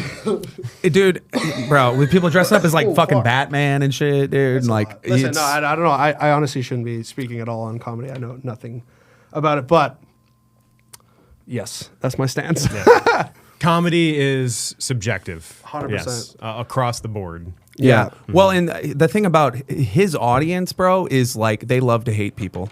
Which they one? really do. The Kill Tony audience. Oh. Like it's mean- baked in. Like they'll give flowers to the good comics, but they also like it's like an Apollo crowd, dude. Like, you know, people just waiting for you to fuck up so they can fucking jeer you, you know, like that mentality I feel like is present with it, dude. Yeah, I mean, and I didn't expect that going in either. Like I thought, it'd be Have you a done the normal. show? Yeah, I have. Oh, how was that? My bad. Should I have done my research? It was not good. Oh, not fuck. far from good. My bad. Luckily, it was only in front of 2 million people. So Yeah, just don't you bring know. up Joe List. And yeah, Which that's one where is I it? learned don't read the comments, bro, Bro, because they were They they mean? were hurtful, dude. Yeah, bro, they be mean as shit. Yeah, well, and it's like That's but the one thing that's about where Kill Tony you have that to like hurts my separate- feelings, bro. Like, No, yeah. people just be getting torn up, brother. Oh my bro. god, But it's also like that's why he told me to quit, bro. Well, there's a did? difference. Tony. good. Yeah, Damn. There's a difference between being but guess mean what? for When the I sake go of being back funny. eventually and do Yeah. it at whatever point, because it's just been things, other shit going, Yeah. doing this, and I haven't been prioritizing it. I'll go back. I'll get on eventually, bro. Bro, and it's like I don't give a fuck what you said, bro. You can't. I don't care. You could never. And by the Yeah. way, you've only lost if you do. Like you've Yeah. lost the second you let someone else's like, dude, go do it a million times. Yeah. I go fucking fail 100 times. You the one time you works, you are a genius. The pendulum switches 100%. Right. So Well, and also when you have a situation Oh, where dude, like the worst thing that could happen already happened. Oh, no, man. then I you don't need to- You're not afraid of it. I don't want to watch this, bro. I We wasn't already gonna, I wasn't gonna watch it. I was just gonna look up the comment. fucking. Oh yeah, I don't because want- that's better. You're the one. I said this on the original. You're like, you shouldn't do that. It's like fucking. I've been talking up the this Kill is like- Tony band the whole episode. I'm like, dude, the Kill Tony band is the best band in Austin. Bro, I'm not gonna- not to honestly, get out of- dude. sorry. That was the worst part about Is bombing. that your boys with all of them? Yeah. So like I for didn't like even know- 6 months afterwards, I'm like, what's up, bro? Yeah, like I was gonna couldn't say even- you've had half the band on the podcast. dude. That's what I'm saying because I'm like, I knew all them Oh, is that Joe List? prior to That's Joe. Yeah. all this shit going up, like blown up. Okay. I'm gonna use the bathroom real Yeah, quick. yeah, yeah. Be right back. Are we about to watch? No, No, I don't think we wanna- should. I don't We want to watch should. it. We I don't want to read it either, Dude, don't do it. What are you Don't do trying it. to Don't do it. fucking Don't give do me it. PTSD right now, bro? Do you guys have water? Is there any I don't have any more waters down here. Sorry, bro. I don't have water. That's all good. We've been yapping up a storm. Oh yeah, They were at an hour. Yeah. Fucking A, bro. Yeah, bro. Dude, this is. Sorry, I'm on my On phone. your phone, bro. How old are you? 25. Yeah, bro. Just checking my Instagram mentions is literally what I'm Bro. doing because I'm a tool. Yeah, bro. Dude, honestly, bro, you're a victim of the times. Dude. I think so. Yeah. I mean, think that's so. what it is. Cause like, dude, you're not even old enough to really remember the analog world. I don't know I mean, I Yeah. didn't even do I started doing music when I was 18, so I'm only 25 now. So, do the math. We've been fully digital for the entirety of my actual career as a musician. But even like in your existence in the Matrix, dude, like, It you know, doesn't- it's like, it's it's the- only been in the digital age. Correct, yeah. Yeah. Like I was born in 2000, so I don't even know what, the 90s smelt like. bro, they were great, actually. Dude, it was a different, like there's moments in time that change the direction of things, like the trajectory of the world changes. Yeah. COVID was one of those things. I feel so too, actually. 9/11 was another one. Yeah. Like, and you're too young, but like if you lived through it when you were like, I was in high school, dude, like it's like, bro, there was the world before 9/11 and then the the world world after after, 9/11. And you live in the new world now and it's just a different world. Different world. Did I mean, I definitely feel like that as a musician with COVID too. Is like the world changed. Yeah. Like it did change, and like that was the first time I was like, oh, the world is changed. Yeah. No, it's like it changed comedy. Yeah. I was just talking about this last That's night with so- somebody about like it made- coming back at first when we like the first shows I started to do. Like I remember people were still wearing masks. It's like you can't even see a person's facial expressions when they're wearing a mask. You can't read a room. You can't you can't tell if they're having fun, if they're dude, not. I mean, like there's just A eyes. smile can be just as good as a laugh too, right? Dude, well, that's what I'm saying. Yeah. When you see the face, and it took the humanity out of it and the connection, like go back the connection part. You're missing that because, like, I mean, ultimately, I would say is that like your would you say that's your goal? Like connection, you're with your audience, like getting them on the wavelength that you're on. And I think so. That, that shared vibration. I'm having, I think so.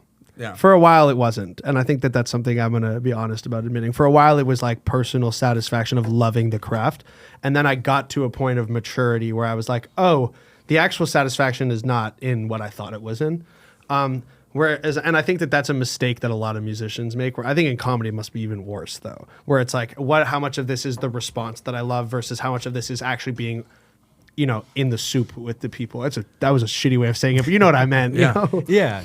The craft element is interesting because well, dude, I think you got to get yourself there. You got to be. It's easy to lie to yourself when you're not quite where you think you are. And you only realize that when you get to the next level, I guess. Well, I was talking about a hot crowd earlier with like a headliner. And shit. Yeah. It's like I can perform as a comedian in front of a hot crowd and get a really good reaction and not feel all that great about it because it's like, it's kind of fish in a barrel, like it's set up for you to win. Everything. It's a softball underhand pitch, Yeah. So I find that sometimes too, in especially in blues, there's a lot you can do to get away with a guaranteed clap, right? Which but it just goes back to the same thing of like just being like not being a hack, right? No matter what the thing is, it's like just try your best to do something original, and in that process you're creating art. And when if you bat 1,000 times, even if it's a hot crowd you might still miss, or even if it's a weak crowd you might still hit. It's like the love has to be for the fucking brother, for the fucking, It's gotta be for the guy. You know what I mean? Pre-F. well, it has to be.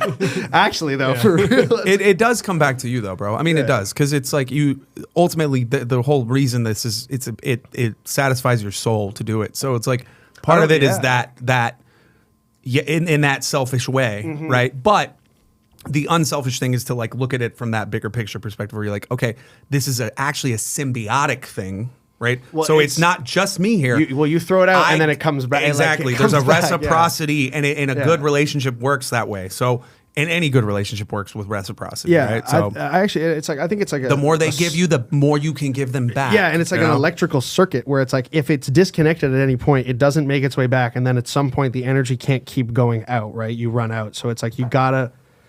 I just dropped my phone. You gotta have everyone kind of in the same like connectivity, and then it makes its way back to you, and then you can kind of keep amplifying it that way. Yeah, because it's like, dude, I when saw you're Chris locked Stapleton in, explain it like that once, and I was like, "That's a cool way of explaining it." It makes sense, yeah, because it does encapsulate that the artist and audience dynamic. Yeah, I mean, it's that's the fun of it for me, is playing live. And yeah. Mm-hmm. I mean, dude, to me, same. Like, I feel like I was gonna say too, like a jam. Like what is a question I wrote for you. Like, what's a pro tip for curating a good jam? Oh, dude, getting anyone from the Kill Tony band involved.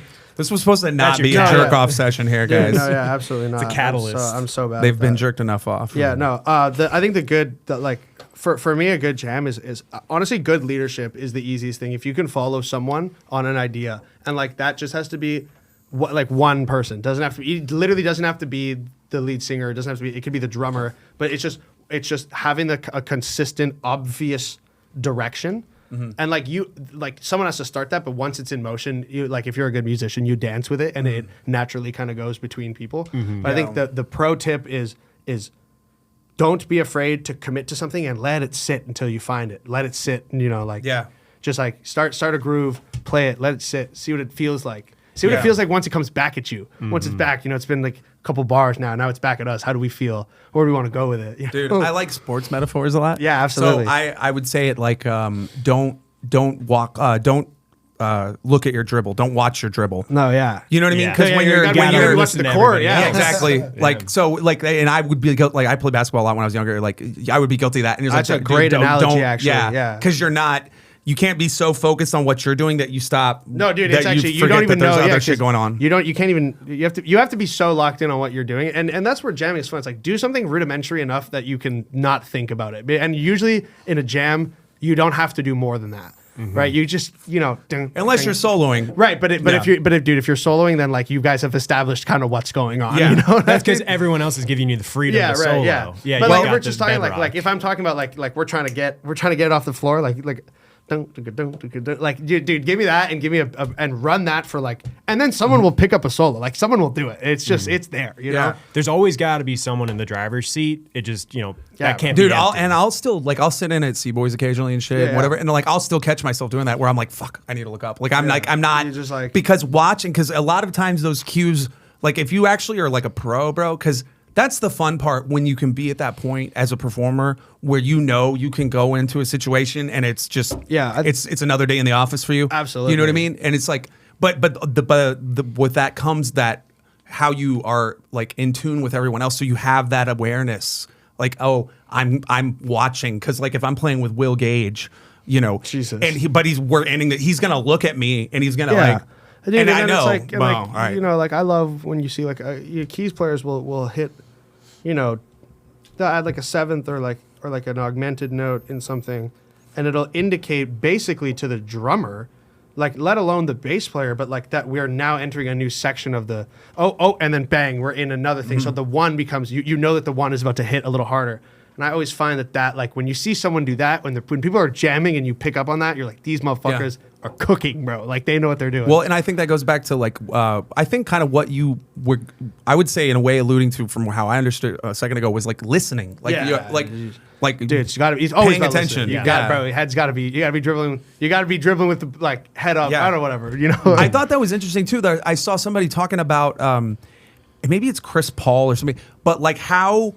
Like NBA teams, like he's like I came there and nobody's talking like on the court, like they're not. And he's like, no, we communicate, like we don't give a fuck what they're doing, bro. We're talking to each other. I'll be yelling at my band, like yelling, but like we're yelling at each other, and it's not like, but we're like, calling audibles and shit. Yeah. That's part of the fun. I think the audience enjoys that to a certain extent. Mm-hmm. Well, I think if you're doing a great job of it, the audience doesn't even notice a lot of the time. Sorry. You know what I mean? Most of the time they don't notice. And then if they do notice, it's because they know what you're doing and they probably think it's cool. They appreciate it. There's a peek behind the curtain. Dude, like when I see like, and then obviously you think back to like church organ players, right? People who are running these church bands during praise breaks, right? And they're like back to the 1, to the 4, to the 5, like, and they're wearing all these monitors in their headsets and shit. It's like, that to me is the highest level of gigging musician you can be, because it's so on the fly and it's so like performative and improv based. And it's like when you see people doing that kind of stuff in the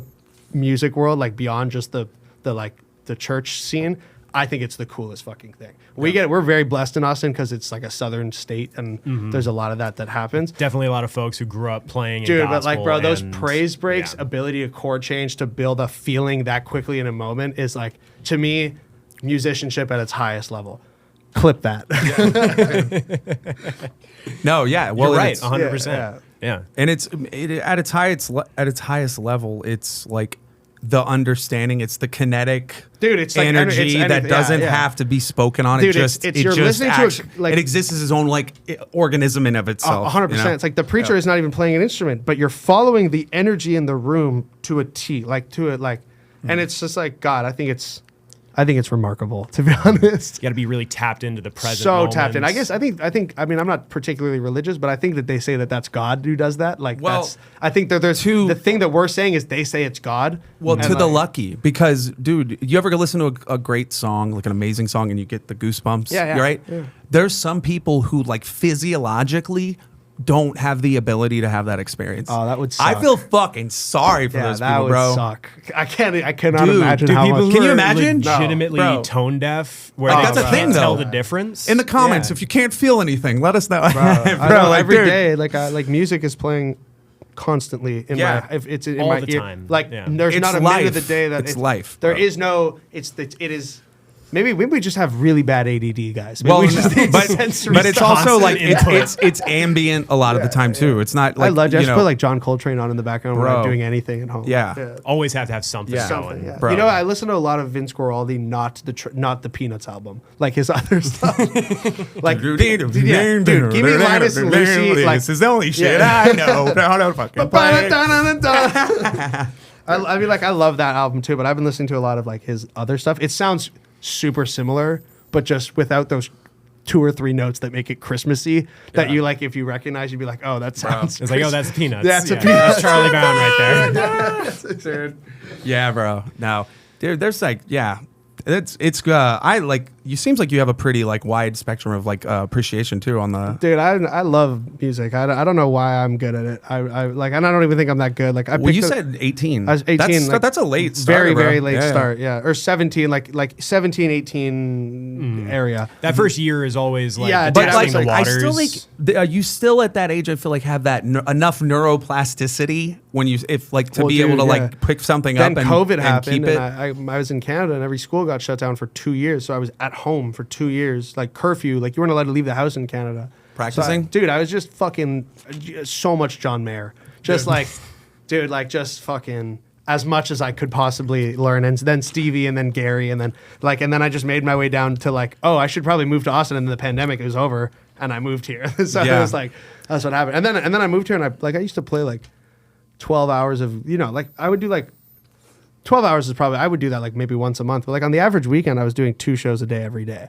Right. So it's like, you're just like 6 hours of on stage. You just play a lot.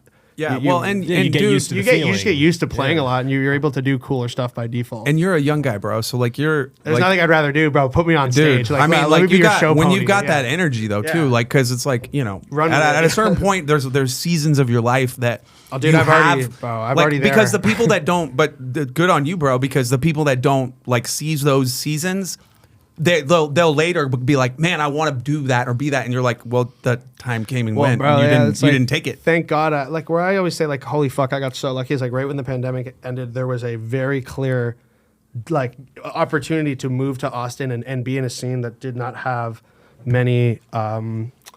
Like the young blues scene was ready to be a part of, and I feel like I joined it, grabbed my hat, Indiana Jones style, and then and then like it came down the thing, and so. I just think there was like right after the pandemic, people were like itching to like be out. And so there was like 2 years there where if you were able to play in the bars, you did. And then I kind of used that opportunity to like get myself now where I'm able to do like cooler shows. Yeah. Don't have to do it as much. And I get a lot like more sleep now. I like have a skincare routine. Like life's a lot better, Got actual balance. Yeah, but like would I trade it for the world? Absolutely fucking not. Dude. It's like that's what that's what I did. Like I'm still doing it. Like I'll still do it twice a week. I'm doing it right after this. Bro. But like there is a time I do think like so I'm telling all the young kids, like as if I'm not a young kid, but like if you believe it, there is now a younger class than me in Austin. Oh yeah, well, there's always a new class. Bro, and they're coming, like, bro. Nico, like, what do you do? And I'm just like, dude, if I don't see your ass at Friends Bar on Rainy Street playing these gigs to 3 people, you're not fucking cutting your teeth enough right now. But Yeah, like, but go dude- out there and play. There's a rite of passage, Yeah. dude. It's part of It's it's like- part of the process, dude. You have to go through. I call them character building nights. Yeah, Yeah. bro, That's what they absolutely. are, bro. I played Monday nights at Friends. I've been on plenty of them with this motherfucker. Yeah, dude, my Monday nights at Friends, like now they're fun. Like, Fucking rehab. Oh my god. Sorry. Actual Call back re- for actual there was a rehab? bar called Rehab. Yeah. We You guys used to were do doing it. mics at Rehab, bro? This guy used to put on all the mics in San Antonio, bro. He was like, but they would be like, some of them were really fucking good actually, but like others would be like, oh my god, bro. dude, that's part of it, bro. That's like my yeah, biggest that's fear. it. And then like the other thing that like I think is really important is like booking, like understanding that there's nothing more important than just getting alcohol sales for a bar, and don't think about anything else. Like if you're booking an event, I'm sorry, I don't care about your creative shit. Get people to be there, get people to make a bit of money, show some people that you can do some stuff, and then do your show. Like don't pull the Cheer Up Charlies, dude. You can't be calling us asking for money for your shows. I'm talking about like just specifically for your shows. Like use your bar shows to build enough people that you can put on a nice ticketed event so that you can take your ticketed events to other shows so you can say, hey, look, I can bring 50 people. Let me open for someone cool. And they just might. Because that's all that's important to the Yeah, venue. It's getting that's- people in the door. And just Yeah. like, Well, like it dude- just cuts the shit. Like we can cut the shit a little in the city. There's a bit of shit that needs to be cut. And like I mean, not trying to talk shit. Well, but like, dude, but also like you're gonna see There's shit. fat everywhere. You're gonna Yeah. see shit get floated, and you're gonna be like, Yeah. bro, why is this shit getting? why Floated, is this yeah. floating shit Yeah. out here? And you're like, but dude, that's where you can't get caught up is in that mindset of like worrying about it because ultimately, dude, J. Cole said this in 1985, bro. Like. You're talking to Lil Pump, like in Yeah. 5 years you're gonna be in love and hip hop, bitch. Like it, like and I'm pretty sure that's basically been the trajectory probably for this dude. But it's like you can already see this shit ahead of the game, bro. It's like you operate with that mentality of like people will rise, they'll fall, But the real motherfuckers are always continuously building their shit up. Like, you know, water your garden. Yeah. If you like water your garden a lot, you'll have a nice garden. And at some point, either someone will be like, I like your garden, or you'll have a super nice garden and no one will give a shit, but at least it's nice. Yeah. Right. Yeah. So You like it. Yeah. You know what I mean? At least it's nice, bro. At least you have that going for you. Mm-hmm. Yeah. Which, I mean, and then also like get your shit where you have it established. So that's the thing about, and I was, another question I was like curious on asking was just like your experience, because you're the front man of your project. That's a challenge, bro, because like you got a lot of moving parts to deal with, and it's stressful, and you have to put on a different hat than the guy, the musician hat. You got to put on the fucking boss, or not boss, but leader hat. I run a small, and it can take some of the fun out of it. I like run a small business. Yeah, big air quotes here, but like, we don't have management or people who like, I run our booking and I run all of our stuff, which is like almost nonsense. Now we should really get someone else to help. But like, it's really fun. But what you end up having to do is you really have to invest in people more than invest in musicians, because everyone in the city is a good musician, but not everyone in the city is good at you don't want to do business with a lot of these people long term. And I don't mean that in any shade. It's just different strokes for different folks, right? Like that. And Austin has is an eclectic group of musicians that are from all. So, I think you end up just like doing it with your friends and people who want to do it at the same level as you and go to the same level as you. And that makes it a lot easier to not have to wear hats, because you put on the hat and you don't have to say it. It's like understood that, there's a direction, understanding, like we have to do this. Don't make me put on my hat and say we're doing this. Like, and then we all go, yes, we're doing that. And then we kind of go that way. But if you're not stylistically or whatever, financially, or you have a setup with someone that doesn't work like that, like Riley and I, who's my drummer, I would like Riley to be the drummer of this project for as long as he wants to do that. Right. The tidbit is he, at any point he's allowed to decide he doesn't want to do that. But I think we're having fun, so we're running with it. And it's because I love working with him. And I trust him so much to work with him. And, if JJ Johnson wants to join my band, that was a bad example. It was the first guy that came to my head. I was like, but like, I really trust, I like doing it with Riley, and I trust the process of doing it with him. And I think that was an important person to like being a front man is a lot more about like choosing how to lead people. It's actually, it's an art of how to check your fucking own ego, bro. Yeah, dude. It's just like legit. It's like, dude, because like, what are we trying to do here? Are we trying to am I trying to be like, guys, look how 70% good at the guitar I am and 50% good at singing I am? Or am I trying to be like, this product is 100% perfect. Who cares what part I played in it? Right. I do get to stand in front, which is the coolest part. Unless you're Maynard James Keenan, who fucking stands next to Danny Carey, bro. It's wild. Bro. Have you seen Tool live? Oh, have you seen him live? I mean, I just watched them play. He doesn't come center stage. No, I just watched them play. It's crazy. They just did Ozzy's thing, didn't they? They just did Ozzy's farewell show, I believe. I believe so. Yeah, and I watched them do that. So I want to say I've never seen them live, but obviously Tool's fucks. Obviously. Well, it's like Maynard isn't just he's a lot of things. He's a poet too. He's not just a great singer. He's a fucking poet. And like but like his whole mantra about it, I think, is just like, this isn't. I'm just one of four. Yeah. Like I'm not. It's just one of four. Like it's not. I'm the guy, and it's like. No judgment on you either way, but in like your project, it's you. It's Nico Little and the North Americans. Yeah, and so, but I think that's the difference with my project is that I'm taking the blunt end of the criticism, right? It starts and stops with me, which has its pros and its cons, and we're stacking it so that the pros become like, you join this project if you want to play cool shows and like. You like the shows that we're doing, and like we're having fun, and you like the music, and then but also you understand that the liability it kind of starts and stops with me, so you get to do a lot of stuff, and like it's people do like that, I think, and so it keeps me in control, and I love it, and like the situation works out really well with the people involved, and like my manager and stuff, and it's great, and like I love our team and our project, but I also think the pressure's on for me to make the product as good as possible because it's my fucking name on it. Yeah. Right. And so like we better sound good, Facts. or else like what am I trying to do here? Yeah. Yeah, it's on you. if Yeah, you're right. And so bad, like it yeah. starts and stops with me. So it's like the pressure is only really hot when I think, at least maybe I'm a complete narcissist, but like You wouldn't be the first in the business. yeah. Dude. Yeah, no, but it is. But it's like there's, like you said, pros and cons. I feel like because it's like that's a thing that, like for me with creative projects I've been involved in the past, it's like I have a very clear direction with like this, and luckily Kai's fucking great, and like we work well together. But it's like somebody has to take that initiative and be the driving force of a thing and go, yeah, I'm willingly taking on the brunt of this to make this work.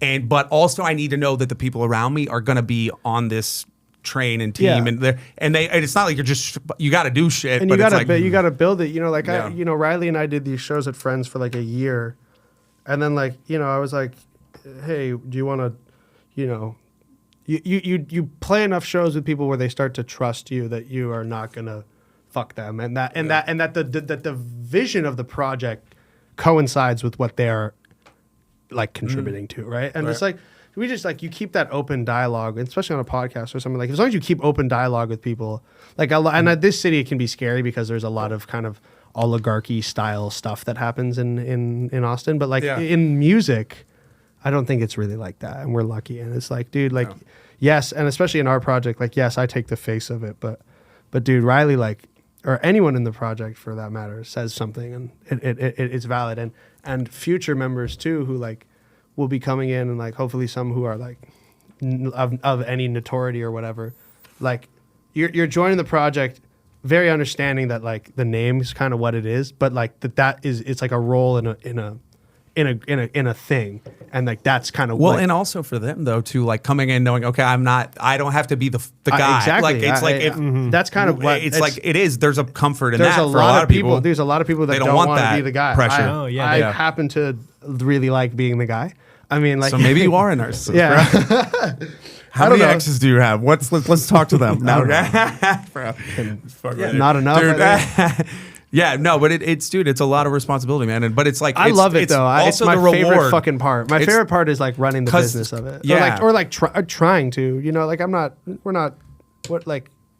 Let's cut this shit here. Like we're not at a position where we're like touring the world, but if we get there, then my plan will have worked, and I think that the direction will have been I'm putting together, kind of like an environment which is called Nico and the North Americans, and all you have to do as the musician is like the music, be a part of the creation of it, and show up, and the rest I will take care of for you. Yeah. And it's just like trust that I'm not a fucking asshole. I guess Well, it's kind of crazy when I say it like that. What you're doing is the work ahead of time, so when that opportunity does, dude. when that spotlight does shine over you guys, you're ready. Yeah, to dude, go. it's like, I can guarantee that we'll play at Antone's every now and then, and that's really cool for a lot of people. And Gary Clark Jr. might show up and sit in with us, and that's really cool for a lot of people. And so, you got to be the guy. You got to get those gigs and be the guy that's willing to give them out. But also, it's like, dude, what is, especially, I'm not a good enough artist, I don't think, and that's not a shot at myself. I'm a community guy. I'm like Springsteen was, or like Steve Miller was. Steve Miller was a fucking god, but like where it's Marcus King is a guy like that too, where it's like, dude, it's an ensemble of unbelievable stuff going on that has to be led directionally by one person. But there's a lot of people that have done that, and it what you end up doing is it puts all these fantastic musicians in the line of sight, but only one guy's kind of in the barrel of the gun, which is really cool. Yeah. And like Dave Matthews is another really good example of kind of like what I'm trying to do in terms of. And doesn't he work with the Grooveline Horns guys sometimes? Or am I crazy? Yeah. It's funny you say that because I was literally just thinking about what was it that Carlos said exactly? I said a great band leader always, and he said something like it was something with like pressure, or I can remember. We could go back and watch. Is Carlos the leader of Grooveline Sosa Horns? is the we had him on air. Yeah, a little while so back. I watched the podcast. Dude, yeah, okay. I was in the background. But it's like that's his mentality is like he's got to be the guy that's like pushing people a little No, bit. yeah. You gotta be that guy. He definitely is that guy. Yeah. By the way, I just saw him as I was pulling up. He was getting ready. They were getting ready at. Yeah. He looks like fucking Hitman. Needs a barcode on Yeah, his it's head. crazy. This guy. Agent 47. Yeah, actually, he's a very cool guy. No, he is. He's a fucking pro, bro. It's he's my a literal. fucking pro. I dream that they will be on one of my records one day. I'm putting that Bro. out into the universe, Dude, I mean, it's like, here's the thing, bro. You're here In this and city, you never know, bro. You're in the company and you're friends with these people. yeah, so you same never- like we. you never know what happens. We in this had city. like the Kill Tony people. They've been on here. Like Yeah. this is a community, That's bro. that's and what I'm it's like, saying. Yeah. And it's like I just feel like I'm like such a small fish in this community, but I am in the pond, and so it's like I'm like, damn, I really hope this happens, and it does happen. You're like, okay, well, I got to stop being unprepared for these cool things. Well, that you have to gonna expect happen. them. Yeah. Expect them to happen. Yeah, pretty much. I'm Yeah. supposed to be here. Yeah, no, yeah, and I finally felt that when I yeah. did the benefit concert. We put like 3,000 people at the Long Center for Oh, that fuck benefit yeah. concert. That's dope. That was the first time we did that this summer, and I was like, I don't feel like out of place. This feels like normal, Yeah. and it was really cool, and it was like really rewarding because I was like, again, a community of people that I Yeah. trusted, and then everyone in the audience kind of was like understood the vibes, and I guess that's how you develop fucking artists. Like this is how you do it, isn't it? Yeah. So. Yeah. It's sad. We're lucky, man. At the end of the day, it's like I could just come back to fuck. It's like how grateful am I to be in a city that not only developed me, but is continuing to develop me, pays for my fucking healthcare. Ham, shout out Ham, right? Like this, like they give me gigs, they pay for my healthcare. They have famous people that I love here that are encouraging me. Like where else would I go? Like why would I leave? There's really no else. Like there's for it. everything No here. reason. Yeah, dude. Yeah. There's not. You got to leave. Like I'd love to leave to go on tour and stuff. No, like, but this is a great home base. it's where I want to set up shop for sure. I mean, for the next little while. Because a lot of the cats, that's exactly what they do. I mean, they're on the road. They're a just lot. based out of here, bro. Yeah, Like, but they're here. like all of them. And then you run into them on South Congress during the day, and you're like, "You live here?" And they're like, "Yeah." Yeah. And that's the thing too. They're embraced when they come back. Yeah. It's not like, oh, you left. No, then you go sit in at Friends and you're a god, and it's the coolest. It must be the best feeling ever to be like a Friends legend or like a Continental legend and go sit in with whoever the fuck you want. It must be amazing. To me, it's the greatest feeling ever to just be there and like be like, yeah, I'm supposed to be here. yeah. It's like I know. I'm supposed to be chilling with this people. part these of this- people. part of this thing, I am friends with people who play arenas. Yeah, dude. Yeah, it's That's crazy. that. Yeah. Fuck, yes, his fuck. mom was Miss America. Was your mom Miss America? Yeah. we fucking talked wild. about my Fuck. dad beforehand. Pull that up. Why do we always every goddamn time? No questions. No question. I'm kidding, bro. Dude, bro. No, It it's comes up but eventually. you like.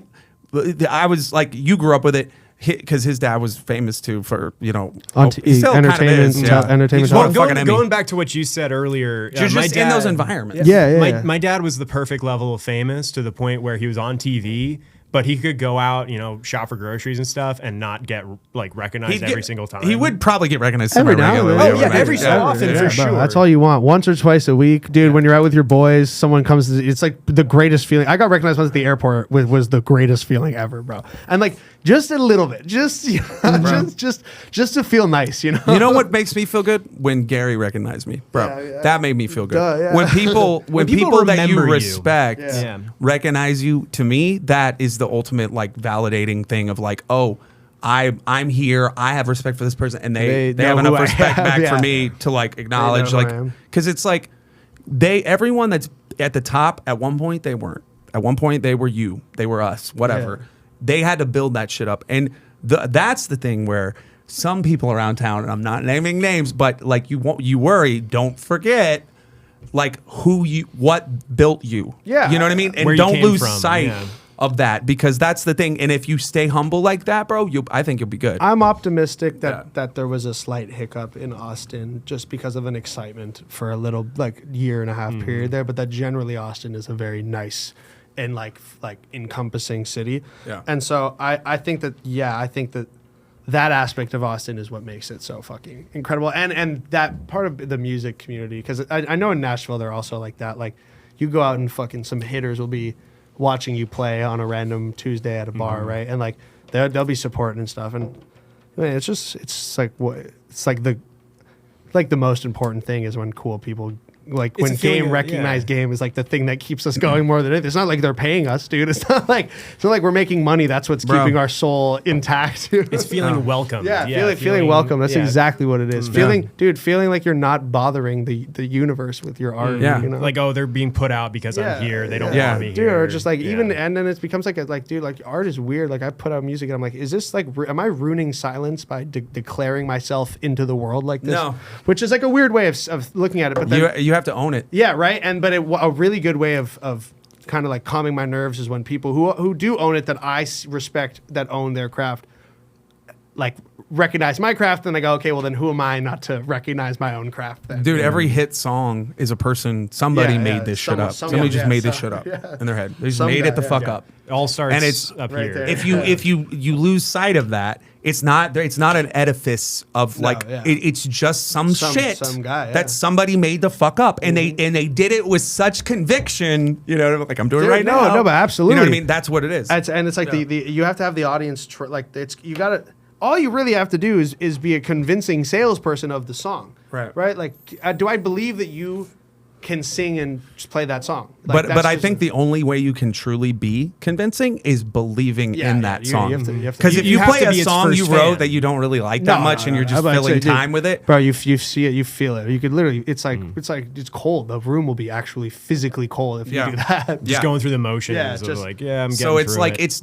it's like for me in terms of sales too, like as far as like in a day job, Yeah. like dude, it's all I've always felt that way. Like if I don't believe in the product, I'm not gonna be How are you a gonna good. sell I'm not it? gonna Yeah. do, because I can be a great salesperson if I have a product. If I you believe have a in, product you to know what I sell, mean? yeah, I get Yeah. I Dude. get that. Talking Okay. about selling, do you have anything you want to plug coming up? Actually, dude, fuck it. We have a bunch of shit I should start plugging right now. Okay, on Wednesday, Do you have August any 27th. regulars or just right Huh? now? Just any like recurrings or Every Monday I play at Friends. Okay. On Wednesday, I play. If this comes out before the 27th, I play at Antone's. And then next month we're releasing a single. This is gonna be fun. And then we're playing outdoors at Mohawk, which is sick. I never played there at the outdoor stage. Yeah. It's like big, so I'm excited. And then we're just gonna release a bunch of music. You guys should come check us out in Austin. Nico Little and the North Americans. I don't know if we're ending the podcast, but that's my plug. You should. That's Yeah. it. We'll tag you. We'll get all the links. Oh fuck yeah! Well, Yeah. hell yeah. Well, shit. But also, what about this? Gulf of America. America. Just America. America. Gulf of America. Yeah. Gulf of America. Gulf of America. I think, you know what? Yeah, dude. I'm okay with it. I'm on board now. Do you guys have a theme song? We do, man. Yeah, you can take us out, I guess, on it, man. Yeah. Thanks, bro, for coming fuck through, yeah, man. this was We really appreciate fun. you. Maybe Yeah. we'll have you back with Gary. Dude, fuck.